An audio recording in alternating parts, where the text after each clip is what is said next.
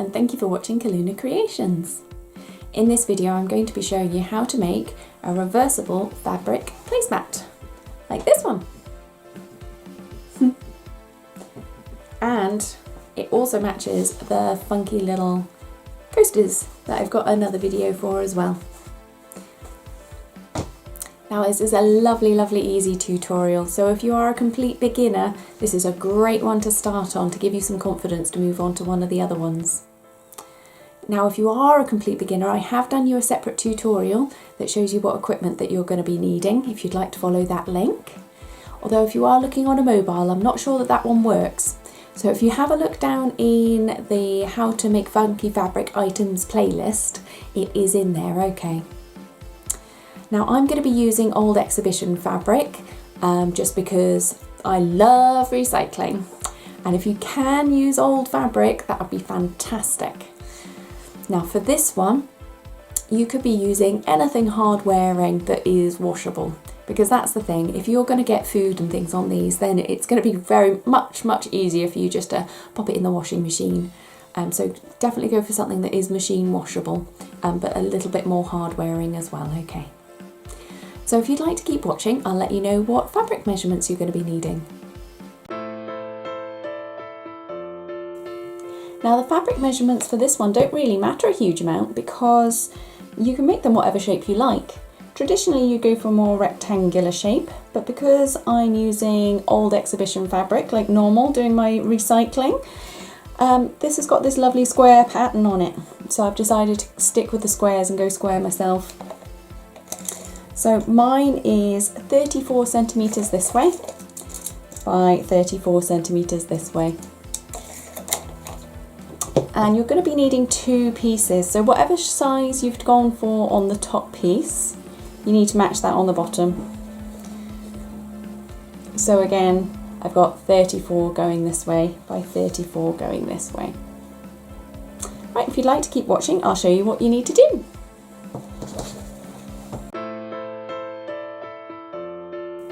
Now there aren't many stages to this one, you'll be glad to hear. So if you grab your first piece of fabric facing upwards, so the pattern is facing you and the reverse is on the bottom, then grab your other piece of fabric and lay it so that the coloured faces are facing each other, like that. And then go around the edge and just clip them or pin them together.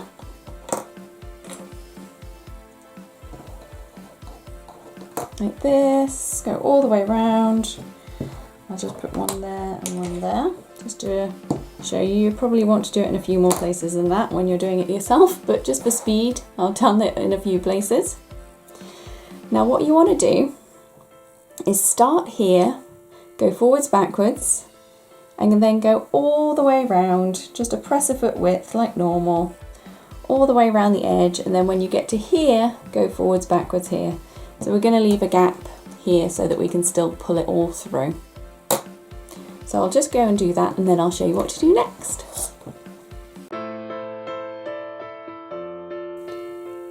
And there we go. We've put in our line of stitching all the way around the edge with a bit of extra reinforcement at the start and finish, like that.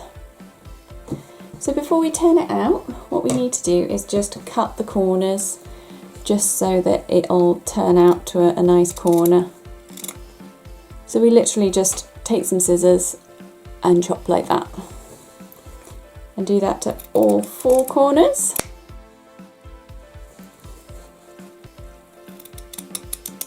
Like that.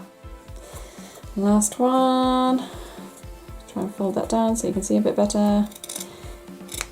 Like that. So all four corners are chopped. So just pop your hand in the hole that we left, grab the fabric and just pull it through. Like that. And it's already beginning to look a bit placematty. So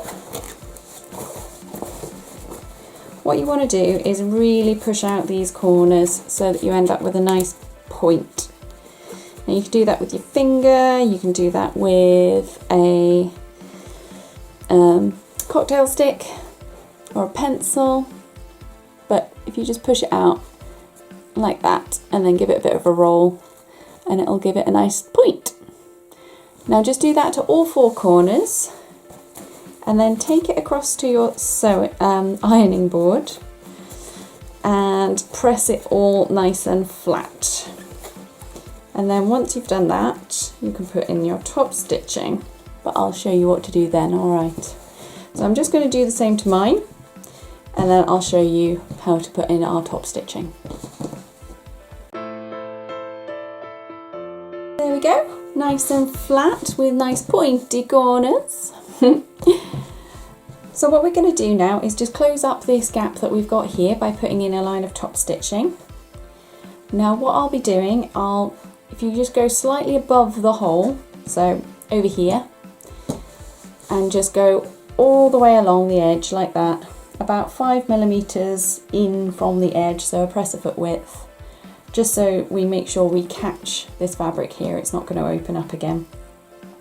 And we don't need to go forwards backwards at the start and finish either, we'll just literally put in your needle and start sewing, and when you get to the end, take out your needle, and then I'll show you what to do next. And there we go, top stitching in all the way around with all our loose threads on the end. Now, if you've seen any of my other tutorials, you'll have seen me do this a million times before, but just in case this is the first one you've done with me, I'll quickly talk you through it. So firstly, decide which side you like the best, whether you like the pictures or the orange, or whatever you've chosen in your case. So I prefer the pictures first, so all my work that I'm going to be doing is on the back. Now, firstly, you have a look at these threads that are on the back and just give one of them a tug until it gives you a nice loop to go through. Can you see that? And just get a pin, put it through that loop and give it a tug, and it'll bring it through to this side. So now I've only got one thread on this side. And then just do the same with the other thread. So your start thread, give it a tug to create that loop. Put your needle in that loop and just give it a tug. So now I've got all four threads on this side and none on this side. Now what you want to do with those is literally just knot them like this. I tend to do it twice just so that you know that it's not going to undo, like that. Now what we're going to do is feed these loose threads into the fabric.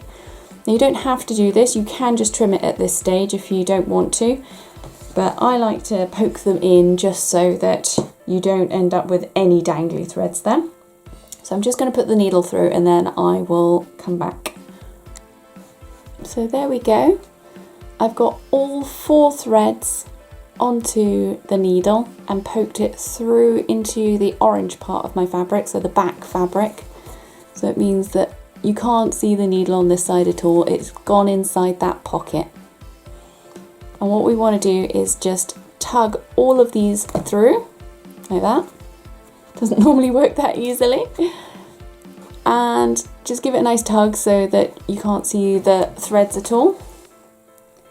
And then just snip it off, like that. Now you see the little hole we've got there? Just literally roll it a few times and then it disappears. And we haven't got any dangly threads. And so we've got our lovely placemat that we can choose to turn over if we wanted to. I prefer this side. And there we go.